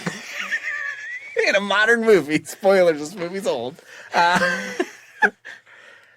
You would have like, there'd be a lesson to be learned by either of these guys. It has to be full circle. Right. But they would have arcs and stuff. But in this film, they get to appreciate each other's point of view better. But like nobody fundamentally is like like I've learned the great lesson. It's like there's like an understanding, and like in order to survive this ordeal, we're gonna have to like I need some of what you have, you need some of what I have, but there's no like. And in the end, we all learned that the old ways are better than the new ways, or some stupid shit like that. Or, yeah, it's just people being thrown into what is essentially just an impossible situation, and you don't know what's going to happen. But that's all I need. I don't need, well, this is happening, but you also have to remember this guy's tragic backstory, which, I mean, we do get a bit of the backstory of, like, why he's kind of an asshole, but, like, even then, it doesn't explain a lot. Not really. No. I mean, it's funny. His like, I thought about this the other day. I rewatched this movie. Oh, man. I don't know what you're going to do with this. I rewatched this movie every... So do I. Right. So do I. Yeah. It's one of my favorite holiday films. Oh, no. I'll just delete. But the last time I watched it, I was thinking about that. And I was thinking, like, I guess...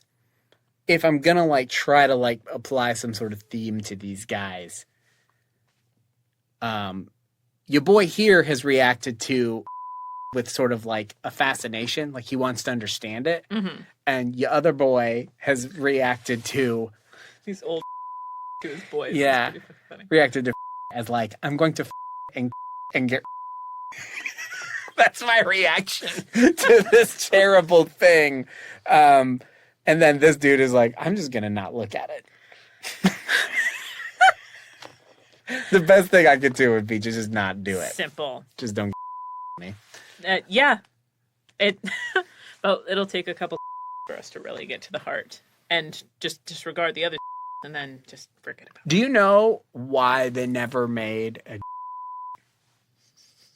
because like that would be... Well, see, that's another thing. Like, with, like, I was having this Blockbuster argument because we Adam Sheehan and I were talking about... Oh, wow, you went to a Blockbuster just talking to have about a fight. The old school. Well, I used to want... Yeah, the Film Geek. I'm like, I wanted to work at a Blockbuster so bad. Me too. I did.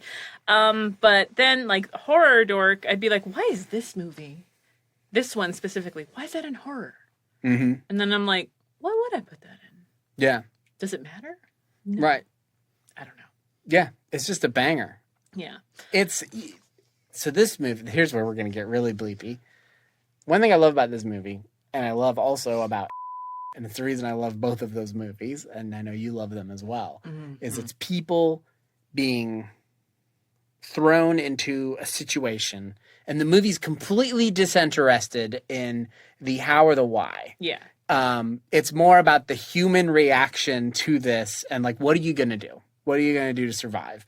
And the movie doesn't make any really strong judgments about it. It just goes like, what would they do in this situation? Okay, now what would they do here? I guess that person would die. What would they do here or whatever? And the movie, it adds a lot of tension, I think, that like, I think is missing from a lot of other genre movies where people exist solely to die, and so they don't react to the situation. Yeah. Do you know what I mean? Like, where like in there's a scene where that one lady is loading the canisters and Alan shows up and she's just losing her mind. Like breaking down.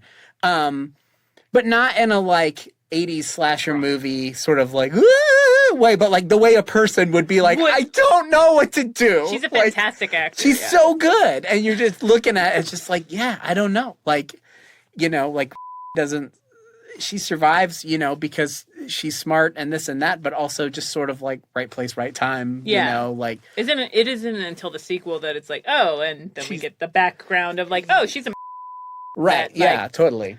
Fucking dead. All the stuff. But yeah, it's something I never really thought about. I love that. That's a thing I like in movies. I like when the movie is focused on the human part of the story, not the plot of the story, if that makes any sense. Like a Transformer movie, this is really lame to just dunk on Transformers movies, but it's safe to do that. Where you go like, And then they go to the pyramids, and then they go to the swamp, and then they go to New York City, and then they go here. And there's a lot of like, and then, and there's not a lot of like what anybody was feeling or thinking about it. You know what I mean? And so it's hard for me to connect to any of that. Whenever they're trying to come through the point of view of the other, for some reason, people feel that they don't need to do that. Because, and that's why it's so hard to do that. They're like, well, we got to add more fucking humans into this. Otherwise, people aren't going to be able to. That even came into with one of my creative editors for my book. She's like, well, this character, because, you know, she's human, but she's not, like, you need to humanize her more so people can relate to her. I'm like, people shouldn't relate to her. She's one of 11 people that can do this one specific thing. And lost her completely. Yeah. And she's like, oh, I'm just saying. I'm like, I'm saying I want to do it this way. So that's why I'm on fucking. Right. Yeah. But I think I think we're so used to having stuff be pussyfooted around that it's hard to just train yourself out of that way of thinking. I'm like, no, nothing is safe. Yeah. Just do it however you're going to fucking do it. Basically, all my favorite movies and any like serious movie that I've attempted to write, or a serious piece of fiction I've attempted to write, I was thinking about this the other day, and I feel like a common theme is just generally like people dealing with a situation that forces them to confront the fact that like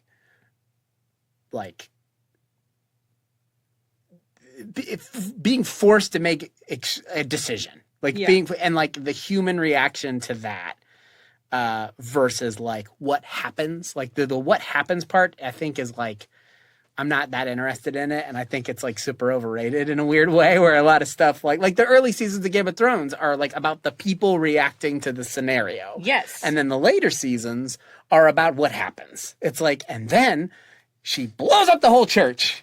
Oh, really? How do people react to that?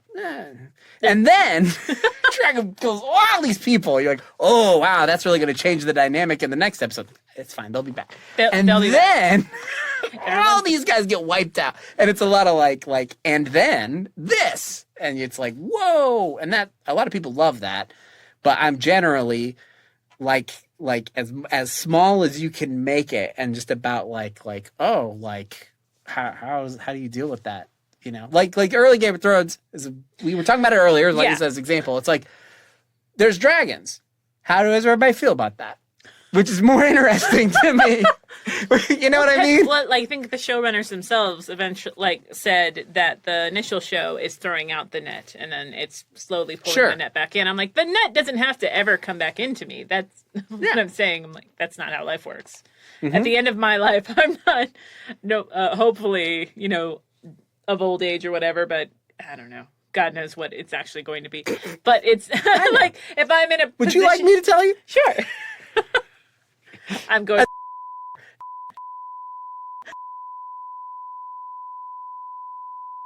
Love that scene. The is so well shot. I fucking hate you. No idea. He directed the first episode of you know. See, I knew what this was going to be like, and I still came here, which I appreciate. You taking the time, because I know you're stupid busy right now. You're always kind of like doing at least 20 things when I see you. Mm-hmm, which means I'm never doing anything very well. But, oh, God, I forgot what I was going to say. Something very clever. Random tangent, like, what was it, John Voight? Not political or whatever, but like John Voight had mentioned something, and I kind of threw like a Transformers thing, thinking like, we can all agree. Right. We shouldn't really give a fuck about what the president of the Transformers movie said.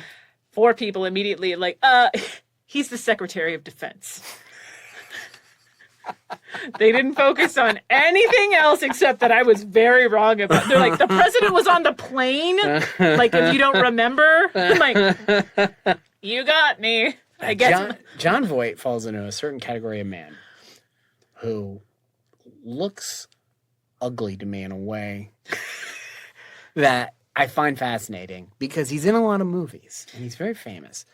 And I feel like in England, they still put ugly people in movies and TV, which is great. They're good actors. I love it. Yeah, sure. That's a great idea. That's neat. here, you almost never see ugly people and stuff. But he carried on through the 70s. It was like, hey, I remember back when they used to put ugly people and stuff. Here I am, still kicking around, writing dumb stuff on the internet or whatever Jon Voight does with his time. Who's great in this film, by the way. Sure. He's the oh, there you go. The which is both. There you go. I'm not sure you knew that. Mm-hmm. But actually, anytime someone mentions Jon Voight, I think of Anaconda. Me too. Me too. And the snake spits him out, and he's so slimy. Yes. And he just has a blank look, and I'm like, is that it? Is that it? Really? Were you big into Anaconda? No. I mean, I was there for early J-Lo, Ice Cube. Sure. Eric Stoltz. I bet. That seems right. The OG Marty McFly. Probably good that he wasn't. I don't know. But yeah, Anaconda, what a horrible Anaconda, movie. I remember when that came out. A lot of kids my age were into it. You know what movie I loved at the time? I loved the 2000. I loved I'm sorry, the one that had team up with. What? You're saying that like that's not the raddest shit in the world, where it's like literally a music video where he goes up and raps angrily at. All he does is say. He's like, he literally at one point says.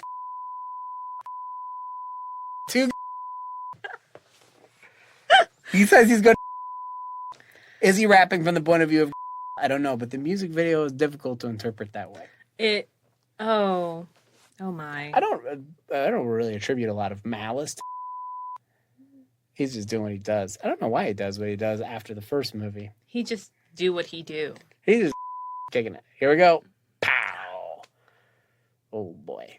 My dad was in the and he was immediately like, yeah, that's that can actually there's bigger than that. I'm like, cool.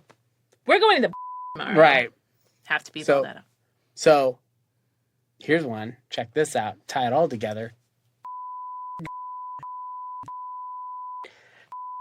Had at the time the little who would say, and he said in relation to the he said for, which was a reference to this film.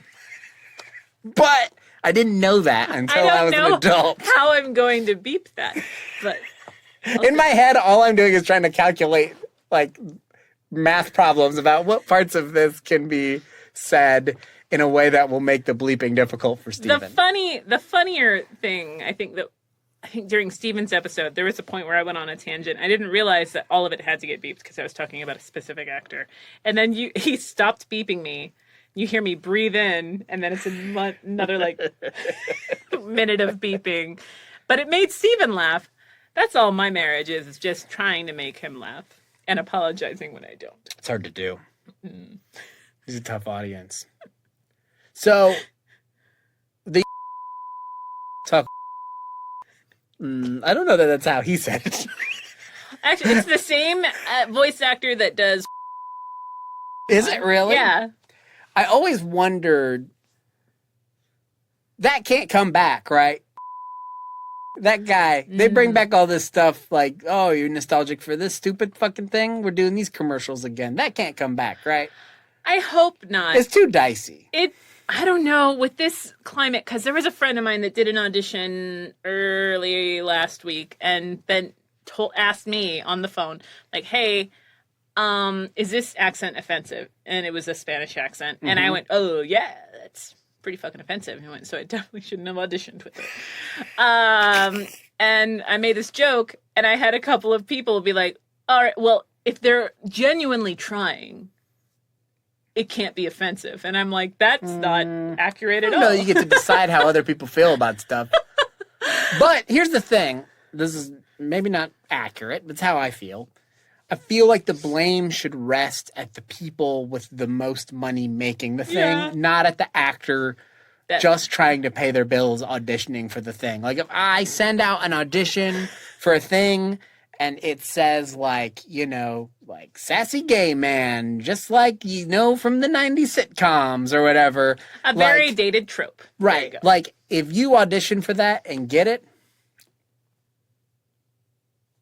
I don't know that we live in a society that's structured fairly enough for me to be that mad at you versus me for making the character that bad. Do you know what I mean? And I think there's a lot of art that has been made that at a glance, an audition site or something, you go, boo, that's dicey. And then you see it in execution and you go, I think you did it. I think you did something kind of smart there or whatever. And I don't know that as an actor, I want to deal with people who are trying to figure that shit out.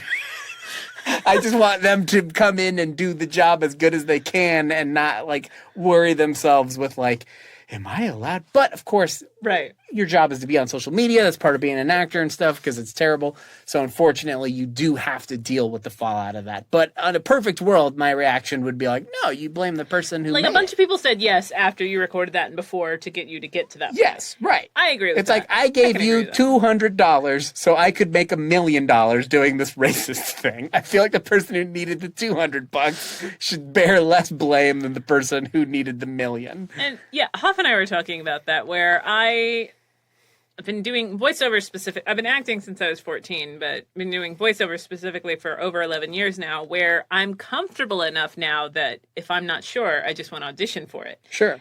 That's not where everybody is. Sure.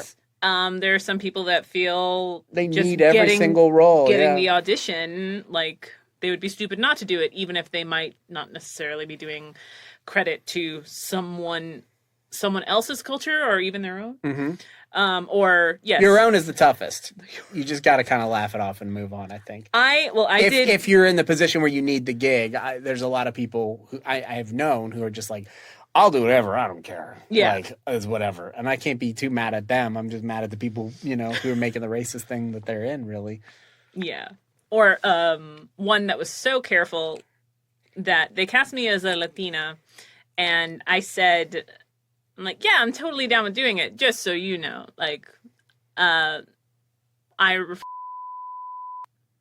Actually, nope. Rewatching that with the digital remaster, Steven's like, oh, man, I've never seen that. I'm like, are you kidding me? That's been in there the whole time. Mm-hmm. But as I was getting directed, they kept asking, they're like, is this okay to do? Is this okay? Right. And like, yeah, it's fine. And like, so as a Latina, I'm like, quit saying Latina. First of all, I am not all Mexicans refer to themselves this way, but I prefer Chicana, and I had to explain what that was. But it's just they were just genuinely curious and only I don't know. But so like afterward I was like, yeah, I feel really good about that. But then it's like, here's part of it. Did I do the wrong thing? Here's part of it, right? You have to deal with all that. Yeah. I don't have to deal with any of that. No. As like if I'm an actor. I'm not. But if I am an actor. I'm going to cast you as a straight white guy. I hope you don't. Right. Nobody goes like, hey, is this okay? You don't have to like decide like, am I stabbing my own am I setting my own culture back by taking this gig? You're just getting gigs and getting paid. Yeah. And then those things in a profession like acting snowball because every gig you have theoretically could lead to another gig. So the more gigs you have, blah, blah, blah. We all know this. Yeah. Well, we should all know this, but if you go on the internet, people actually think they don't know this. They know it. In their hearts, they know it. But it's, it gives you just an innate advantage. So that's part of why I'm like, you know what? If you're a person of an unrepresented, minority or whatever, and you see a part coming your way, I, as a straight white man, the greatest authority on earth, cannot be mad at you for just taking the gig. But not everybody feels that people should do what they're comfortable with. But it's do it. It's tough because nobody else has to deal with it. No. Straight white guys don't ever have to deal with it. And white women barely ever have to deal with it. It might be like, I'm a mom again, but or I'm hot again or something, but that doesn't get into like, oh, are you allowed to say, is it okay if I do this character? It's how, like, there was a script, it was a Walla thing, And it had no... When you say Walla, of course, you mean... With all actors. Dishwalla, the 90s sort of pop grunge band. Dishwalla, they did Counting Blue Cars, I believe. Can't name more than 2 Meatloaf songs, but... So you were in a Dishwalla session. I was in a Dishwalla session, also known as a Scream and Die and grunge session. Love that album. But it was a 30-second girl cue, but all they said was girly talk. Mm-hmm. And I was in a bit of a mood, so I'm like, what do you mean girly talk? Like, just talk about whatever the fuck women talk about. Mm-hmm. I'm like, So periods. That's exactly what I did.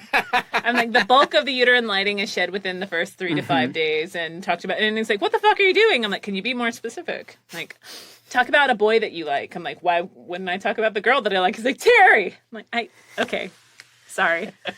I think I'm just really trying to be a dick right now. Okay, yeah, sure. And then it just became like a lot of, sure, right. Girl. Yeah. But you just don't know. Say yes to the gig, say no to the gig. It's whatever. It's hard. What sucks is when you don't know until you're there. Like, oh, you're expecting me to do this, and I've already been booked. Right. That's weird. How much of a stink do I want to make? How much? I've had friends leave, and then they just never get called in again. And I'm like, I respect that you stuck to your guns, but it does suck that it sucks. They remember you for being difficult. Yeah. But it yeah, put them in it. Like if it's sexy or conflicts with their faith. It's also tough because I've gotten used to working with a lot of people who just don't give a damn about certain things, and then you have to remind yourself, like, oh wait, some people do give a damn. So it's like, son, listen, an octopus is fucking you in the butt. His accent. Let's take it from the top. And they're just like, oh, hi, Donald. Nice to meet you. I've never met you before. I'd like to leave now. I don't want to do that. And I'm like, women are so emotional. That's never happened. None of that's ever happened. But, like there's a lot of the actors I work with, they're pretty, they'd be like, it's fine. It's an octopus. Yeah, get in my butt, octopus. Haha. Well, it was shortly after that, the friend that I got called in for another show with that studio, and it was my first, and they actually quadruple checked. They're like, at one point, you will see your character's boobs. Is that okay with you? I'm like, yeah, it's fine. Why are you asking me? They're like, so you're all right. Like asking me every which way. And I'm like, am I supposed to be topless during this? Here's the thing, though. Actors are so often put into uncomfortable situations, but directors and producers get really fucking wound up if there's ever a moment where they are to be made feel uncomfortable. Like, your whole job is to be uncomfortable. But if I'm like, so what? I'm supposed to ask a question every time I do something? It's like... Yeah, what the heck? That makes me feel uncomfortable. It's like, yeah, okay, well, your job isn't to go pretend to be fucked by an octopus, so maybe pick your battles, dummy. Oh, can we do it again? Open mouth. There's clenched teeth there. Oh, it's really not matching up to the picture? I don't feel the tentacle titillation. I've done some, nothing that bad, but I've done some stuff that you feel pretty awful asking a person to do. And usually when those happen, I just go like, one take, you don't even really gotta look at it. Right. I think I've done it. We'll just edit it around and make it work. It's fine. Well, it was one of the first shows I directed with Funny was Rin Daughters of Namassane, and there's a character that plays various clones of herself, and it's in the third, fourth dimension or whatever. So it's all happening in your mind. That's virtual the one reality. that Dishwalla did the score for. But so this actress is clearly very uncomfortable. It's her first time doing something like that, but they called me in because they're like, she'll feel a little more comfortable since it's a girl. And then someone tries to come in with a tour. Damn. Look, and I slammed the door in their face, and they were like, do you, hey, it's not a big deal. I'm like, it is a big deal. They're like, you're telling me I can't come in. I'm like, yes. I'm working. I mean, can you just imagine? And the actress thanked me, but it was like, what are you? I'm like, we're doing something kind of risque, so maybe come back, in the next hour, I've got this actor who is a talker, and his character's hilarious. But no, they really... didn't want to have to come back later. But Yeah. it was odd to just have to explain, like, no, because this is a really emotional scene. Yeah. Emotional for the actress going like, I guess I'm doing this. I guess I'm playing like 8 different versions of myself, all fucking cool. Yeah. Good times. Being an actor is the best. Yeah. I don't like it. I don't like it. I still sing this song randomly. Really? Mm-hmm. I still search for a joke sometimes when I don't know what to say next. I really like this scene. I like that this is where they like bond, and then nature's just like, I don't give a shit about your bonding. Fuck this. Or like, we don't want this to like become like a thing. We don't want to learn too much about these people. That was a thing. Tension and release. In this, especially in where... Which I've never seen. You don't need to. But I watched it because I was a big fan of... It's like... it's like... And it shows, of course, the it's like... That father, like... And I'm like, I don't think it did. I don't... I love this movie. But I will say, they do just sort of... At the very, very, very end, you see them kind of go, like, just shift over. Mm-hmm. Like, we didn't see that. It's just like, what happened? Which might really be, honestly, the human reaction to that at that point. But yeah. Or let's focus on that. A lot of, maybe not a ton of, I don't know. He was him anyway. That's true. They do. That's what they don't talk about. In the board game, they do. They get into that. I really want to play that. Here it is. So weird. Nope. No, we passed it. Nope, there it is. You'd think it'd be in a more peaceful moment. So, have you ever gone out? Yes. Really? Yes. Not fond of it. I get really easy. As I get older, I get even more and more. As a kid, like, of course, you just don't think about that stuff, but I've always kind of had a thing. But when I was 13, I was hit by a car, and the dude drove off, which was fun. But that was John Voight. But which is why it's fine. I said he's so ugly. He waited for me to wake up, shook me awake, and then drove off. Is that they really were like, not dead? Later. I heard wake up, and when I started opening my eyes, I heard the car peel out. So it was fun, and because of that, I got hit in the street and I landed on the sidewalk. I was like, who dragged me over here? They're like, this is where you landed. I'm like, holy shit. But I landed the base of my skull on the sidewalk. And I'm partially deaf in my right ear because of blood in that thing. But as I've gotten older, the equilibrium has gotten super off. Super, super off. And as I get older, it gets worse and worse. Like now all it takes is a bumpy car ride for me to just be like, which is great when you live in Texas. I used to be really... See, I think I would be really into that now, but now I'm like afraid because of that. Well, along with all that. Yeah, I used to be really, and we went once, and I just was like super just disgusting sick. You haven't tried since? No, not since. And my wife, who also went, the guy who was doing the kept telling her hair smelled nice. So I would have also been useless in the scenario where that man killed us and ate us.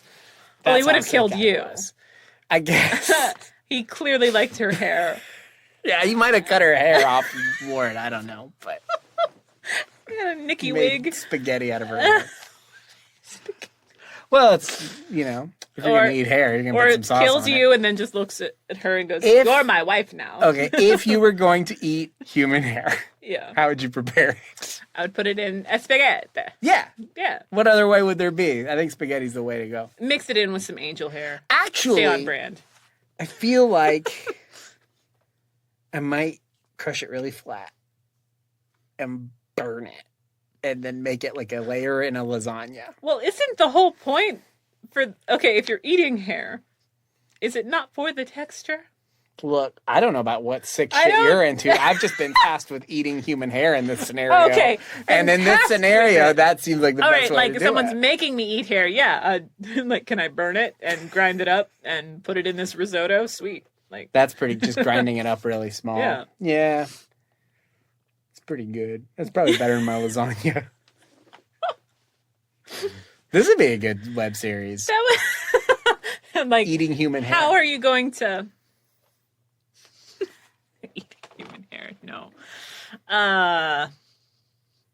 That's disgusting.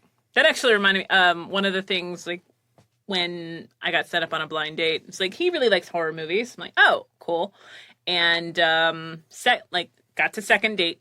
Second date, he's like, since you like horror movies, this is one of my favorites. And it was like basically what Obscure Chatter would do. And it was about like this cannibal couple eating a woman that they had trapped in their basement. And they're like, what is the girl that's in the basement doing in the spaghetti? He's like, isn't this insane? I'm like, this is bad. This is really bad. Yeah. There will not be a second date. And he also, the first date, he took me to see Alien versus Predator. And he loved it. So I really shouldn't have seen this. What's the worst thing Stephen likes? Okay, because of the equilibrium thing, his favorite band is Skinny Puppy. Mm-hmm. Skinny Puppy actually makes me physically ill. Sure. Because of the way they mix. Sure. My equilibrium can't handle it. I could see that. But worst thing he likes, I don't know. I love him despite it. I guess so. Nikki really likes the Judds, and I just can't fuck with it at all. Can't get down on some Naomi and Winona? From a craftsmanship standpoint, I can appreciate it, but that's just not something I bump. And I like country music. What do you think is something Nikki really hates about you? Oh, God, so much. I do think when you're with somebody, there's an element of, like, the things that you hate about them, you also love about them. Mm-hmm. So it's like maybe a little complicated, but she definitely doesn't like, as far as things I like, she does not like podcasts where people are talking. I was really hoping she would listen to this, giving her feedback. That's like sincere. Like there's a couple podcasts I love, and so many times I've been like, you gotta check this. Oh man, it's so funny. You think this is so funny. There's gotta be something happening. Every time she's just like, I don't fucking want to listen to this. Like, it's one thing if it's like, Serial or something, if it's like documentary or This American Life or something. But if it's like a couple people sitting just chit-chatting, she like can't focus on it. And especially like in the car, she's like, this will fucking make me fall asleep and crash. I get that. Like, it's just not her thing. I like a lot of that stuff. It depends on what it is. Like if there is a subject matter, it's like, but I can't listen to radio, audiobooks in the car. Like my favorite podcast there's this podcast called Hollywood Handbook. And it's just an aggressively unpleasant podcast to listen to. And that's sort of the fun of it. And so many times I've tried to get her into it, and I've just had to slowly accept the fact that like, that's just the thing that we're just not gonna. And so she will politely nod and listen when I tell her about a really funny thing somebody said on Hollywood Handbook or whatever. But like the whole premise of the podcast is like, it's a bad podcast. So it's intentionally bad, or it just happens? Oh, it's like sort of. I listen to a lot of podcasts, and I've recently seen this explained online. I think it's accurate, where like Hollywood Handbook is a good podcast if you listen to a ton of podcasts, because it's a very accurate and effective skewering of how fucking boring podcasts really are if you stop and think about it. And they're just two people who don't mind things being awkward, and every episode they have a different guest on. Most of them haven't listened to the show before and aren't really 100% sure what this awkward situation is, and then they just sort of bully them for like an hour by being aggressively sort of boorish and dull. Okay, see, I would listen to that. I would listen to love that it. all day. It's tedious in a way I find hilarious, but like I can appreciate, you know that, and I think Nikki would think it was funny because we have a similar sense of humor, but there's just not a scenario in which she would ever listen to it. Steven doesn't like satire. Yeah, and I love that, or like the intentionally awkward. When you say sad tire, you mean a flat tire? No, a sad one. Oh. Like it's still making its way in the world. Sure, it keeps rolling. Like it keeps rolling. Yeah, sad tire. He doesn't like that either. No, he doesn't like that either. Where, like, if it's Parks and Rec or The Office or something, he's like, I understand like what this is trying to do, but let me know when this is over. Like that thing. I don't know. I can't say what he really like hates about something that I love. I can tell you. No, I did jokingly say, I'm like, the more I learn about Donald, the more I think he's kind of like a male version of me. Stephen went, don't tell me that. Don't tell me that. I don't like that. He says it, looks me straight in the eye a lot. Well, just waiting. I don't know what the reaction he wants is, but he won't leave the room after he says it. He closes the door behind him and he just says it and then waits for me to do something. And so what are we going to do? We're going to do something, cowboy. You're going to have to draw. What is wrong with you? You are a sad tire. Sad tire. Yeah, Nikki and I like a lot of the same stuff. We got in a huge fight once when I was younger, and I've gotten less pretentious as I've gotten older, as I think a lot of people do in this industry. Also, you're in your 30s now. I'm in my 30s. It's part of being 20. Is right. Being like college students are just insufferable by nature. It's an unearned Not that they're even wrong. That's the thing. No, not that but they're it's wrong, an but unearned jadedness. They're correct in the wrong way a lot of the time. That frustrates people. Because it's just like, you're like, there's just so much. And you care so much about this, but there's so much in my head for me to care about. And you like, but one time we watched, have you ever seen Dancer in the Dark? It's a Lars von Trier movie starring Bjork. Yeah. It's been a minute. It's a brutal watch. There's parts of it that are bad in a way that I think is cool. But overall, that's a tough movie. Lars von Trier, I think, is a very fair person to have some interesting critiques of and some real problems with. But after we watched the movie, Nikki said, that sucked. And I was like, well, it didn't fucking suck. Like, you didn't like it. And she's like, that movie sucked. And I'm like, why did it suck? And she's like, because it sucked. And I was like, I fucking hate you right now. You like the Judds. Like, what are we talking about? And it turned into a huge fight. And I think about it a lot when I can't sleep at 3 a.m. how shitty I was in that argument. But anxiety's great that way. Yeah. I like to think about just random shit that I did. Yeah. And I was thinking about the other day how much I love my wife. I don't think she has that because she's not an asshole as much as I am. Like, there's a time in my life where I was like, well... You can't be at the same level of asshole. That's not a... Everybody stays up late at night thinking about shitty shit they said to people in the past. I'm like, I feel like this shitty... Like, she maybe once a year does something like that. And I'm like in the once a week maybe mode, trying my best to get... I used to be once a day maybe, trying my best to get into the month category. But... she doesn't, I don't think she has that. So we're not really on equal footing. But that's one specific fight we had about a thing where I was just so insufferably fucking shitty and pretentious about a thing. I do not love spending 2 hours of my life watching a movie and having a person next to me go, that was dumb. And having nothing else to say about it, but also that's fine. It's not your job to entertain me with your discussion of the film. But they're like, or if it's like the party element. I was at a Christmas party where there were like talking to other people at the party. I'm like, hey, this one guy over here, who who does he know here? Because he's a dick. Mm-hmm. And they're like, oh, it's so-and-so. Everyone kind of knows he's that way, just like blah, blah, blah, blah, blah. So as he's leaving... You say a detective, right? Yeah. You know, if you asked him if he was a detective, he'd have to tell you by law. Which would explain the annoyance, really. All detectives are dicks. He's a private dick. Yeah. But as he's leaving, it's party.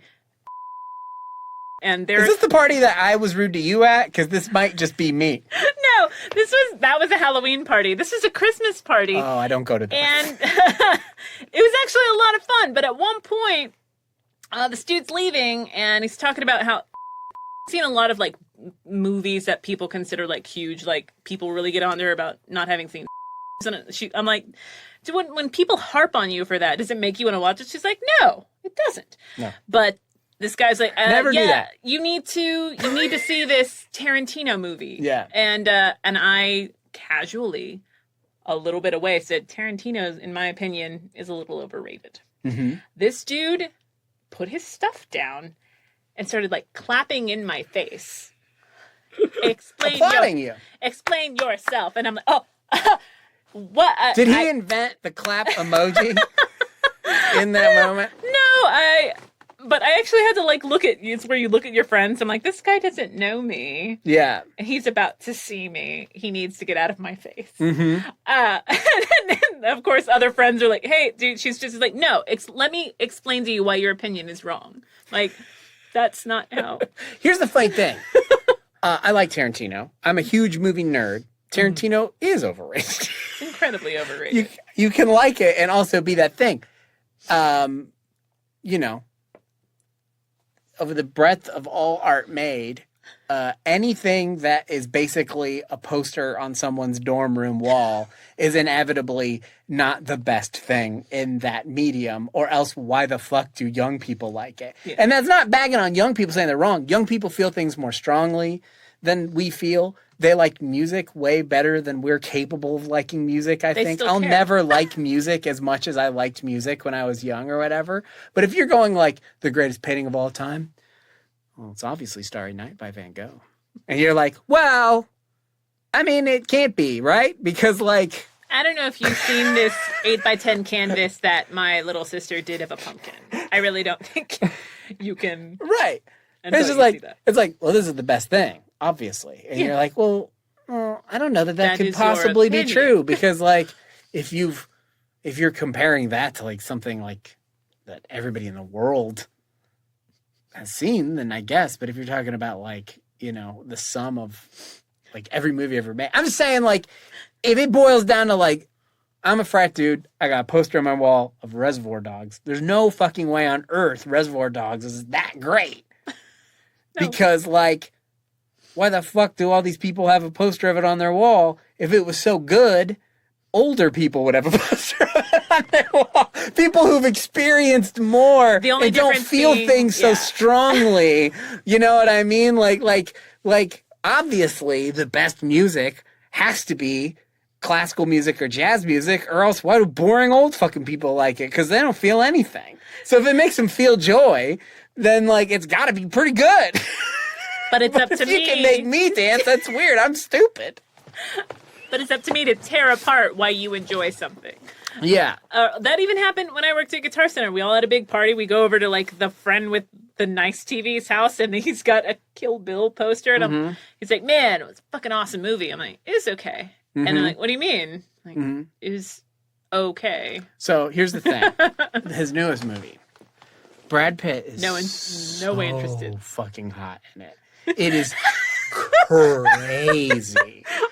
There's a scene in it where he takes his shirt off and literally everyone in the theater, man and woman, gasped audibly. It was insanely wild. It was like, it was crazy. He is so hot in it. It was nuts. I've never understood. Okay, maybe I'm in the minority. I've never understood the fascination with Brad Pitt. Sure, me neither. In that movie, he's got it going on, sister. It's a funny thing, that movie. I really liked it. I don't like everything about it. But I feel like social media is completely ruined talking about movies. Because you can't go on Twitter and say, I liked this movie. Because then people go, so you like the stuff about it that's bad? And you go like, not necessarily. Nothing is without comment. Or I was... Like, we live in a world where most of the things we own are made by borderline slave labor. We're gonna enjoy some stuff that's problematic. Or I posted the other day, because I To Wong Fu, Thanks for Everything, Julie Newmar. I like that movie a lot. There's nothing like, oh my God, this is the most amazing movie of all time. But I had this thought that I didn't have as a kid when it came out. And I'm like, why? Okay, if they're drag queens, why are they always in drag? Why do we never see them out of drag? And someone went, because they're fucking drag queens. And I'm like, yes, not trans. Right. They should be out of drag. Sure. Completely lost everybody. Yeah. I'm like, just curious. But I'm like, still love the movie. They're like, well, if you love it, then why are you tearing it apart? I'm like, I'm not. Oh my God, I don't know what to do here. There's no way of winning, so you just leave and try to find a party where someone's... You know who I love? Not gonna die. I hope. I mean, I would hope they never die. I love them. Me. I got all sorts of bad shit I can say about this guy.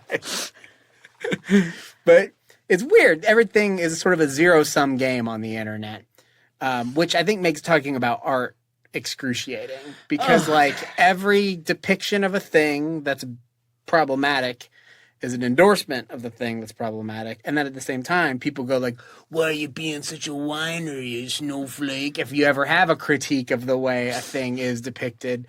And half the time you want to go like, I like it. Like, I like Game of Thrones. So when I'm telling you, oh, I think that rape was unnecessary to the story, I'm not saying I think that the people who made it are like evil. I'm just saying, oh, since we all like this thing, we can talk about it. Like, one of my favorite bands in the world is the band Radiohead. I can tell you their worst fucking songs. That's part of what loving them is. Like, if you like something, a piece of media, it's not a real person, right? But here's the thing. And I've done a lot of here's the thing. I actually want to I'm trying to make it a thing. So there's the thing.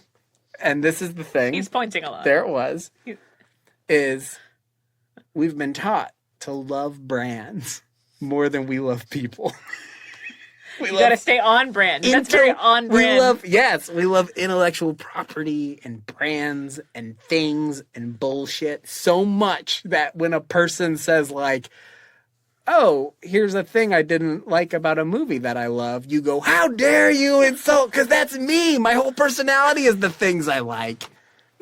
Instead of like, I would never think you're a that human way now. being. Yeah. You're a human being who exists. I should talk to you. Instead, I'm going to clap in your face. Yeah. I'm going to clap in your face. I'm just saying, when our grandparents were sitting around and somebody said, you know what show I don't like that much is Dick Van Dyke. Nobody went like, you don't like Dick Van Dyke, but Mary Tyler Moore is a very powerful female. You know what I mean? It's like, and vice versa. If somebody goes like, you know, a movie's kind of problematic as this, and people would be like, what the fuck does problematic mean? But you know what I mean? They wouldn't be like, you snowflake, how dare you insult? I mean, if you have a problem with anything, but I really love a movie, like, be like, yeah, I really wish they hadn't done this. This is where they kind of lost me. Or, like a show, my best friend loves Stranger Things. And I'm like, I really just want to act like only season 1 of Stranger Things exists. Because they're very much sucking their own dick in 2 and 3. And she's like, well, okay, like, what were your problems with it? I'm like, we're not going to do this. No. I know why you like it, and I get it. And there were things about seasons 2 and 3 that I dug on, but more than anything, I just really wish they'd left it alone. Yeah. But I can still enjoy it. If it were on, I wouldn't be like, oh, get this fucking thing off. Yeah. I don't know. I know what you mean. It's tough. I feel like, you know, it's hard to even really talk about it without sounding like you're going like everybody's too PC these days or anything like that, which is not what I'm getting. It's just like I really like music and movies and art, and I feel like I love Elvis Costello. Elvis Costello has a lot of songs that are very sexist. Yeah. I think that a lot of those songs are kind of interesting in the sense that like he's a real human being that's sharing with you very like bad feelings that he had that like I would be embarrassed to talk about. And in the song, this catchy bop of a song, he's talking about this horrifying thing. Is that good for society? I don't know. But it's interesting to talk about. And I feel like a lot of people are missing out on those conversations because they either A, are defending the thing they love so furiously that anybody who insults it is a monster, or they're going like, how dare you like this thing that has a bad thing in it? You know, you must agree with it and also do the thing. Yeah. It's tough. It's tricky.